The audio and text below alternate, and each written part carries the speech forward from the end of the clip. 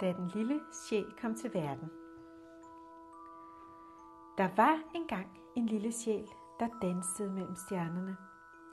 Den var så smuk, som var den en engel, og lyste i alle regnbuens farver. Dens latter lød som tusinder af bitte små glasklokker. Sjælen havde det godt derude mellem stjernerne. Den mærkede kun kærlighed og skønhed, og den vidste, at den altid havde været til og aldrig ville dø, uanset hvad der skete. Den var jo skabt af livet selv, af den store kærlighed, der havde skabt sole, måner og stjerner. En dag mødte sjælen 2 andre sjæle. De kom svævende sammen og lyste af varme. Hej, sagde de 2. Der er noget, vi kan give hinanden. Den lille sjæl blev straks glad. At give, det elsker jeg. Ja, svarede de 2 sjæle. Vi vil høre, om du vil være vores barn på jorden. Jorden, sagde den lille sjæl og tænkte sig om. Havde den mon været der før? Der er noget, vi skal lære, sagde de 2 smukke sjæle. Og det passer med noget af det, du skal lære, for at blive endnu mere stor og hel. Den lille sjæl nikkede for sig selv. Den kunne mærke kærligheden fra dem og følte sig tryg. Det bliver anderledes end her, forklarede de. Du vil nok hurtigt komme til at glemme, hvordan det er her. Nogle ting vil være skønne, som de kun kan være på jorden, når man er i en krop. Andre ting vil være sværere. Det er okay. Vi ses på jorden, vinkede den lille sjæl. Og hvis jeg glemmer, hvem jeg er, kan I jo huske mig på det. De 2 andre nikkede. Det vil vi selvfølgelig gøre, og hvis vi glemmer, hvem vi er, vil du nok også minde os om det. Så forlod de den lille sjæl, der legede lykkeligt videre ude i universet. Det føltes som om kun et øjeblik var gået, så hørte den lille sjæl pludselig den store kærlighedsstemme inden i sig. Det er tid, du skal finde dem nu. Så huskede den lille sjæl sin aftale med de 2 smukke sjæle.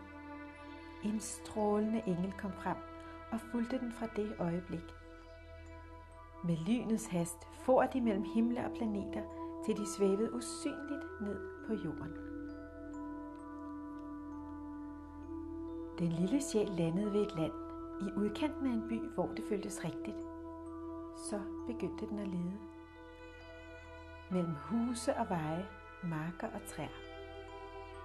Den så ind i alle ansigterne på gaden, kiggede ind ad de lyse vinduer i husene og søgte efter sine forældre. Til sidst blev den ked af det og satte sig på en sten. Hvordan kan jeg kende dem? Spurgte den englen. Og englen smilede bare stille og sagde ingenting. Længe sad den lille sjæl og tænkte på de 2 smukke sjæle. Den huskede nu kærligheden i deres øjne. Jeg ved det, råbte den glad. Jeg kan jo kende dem på deres øjnes lys. Englen nikkede, og de fortsatte. Sjælen kom til det næstsidste hus i byen, fandt den dem endelig. Forældrene sad i haven og holdt kærligt om hinanden. Moren sagde, måske skal vi snart få et barn. Faren lå og sagde, ja, hvem ved. Og fuld af glæde over at se dem igen, lænede den lille sjæl sig ind imellem dem og gav først sin mor og så sin far et kys på kinden, helt uden de opdagede det. Et særligt lys tændtes i deres øjne, og den nat elskede de hinanden så højt, at den lille sjæl begyndte sin tid på jorden, i et lille bitte frø i sin mors mave. Det voksede sig større og større, og fik den fineste form, fik hjerte, arme og ben, fingre og tær. Til sidst blev sjælen født som den dejligste lille pige eller dreng, der hed det du hedder. De elskede hinanden, og en ny tid begyndte for dem alle 3.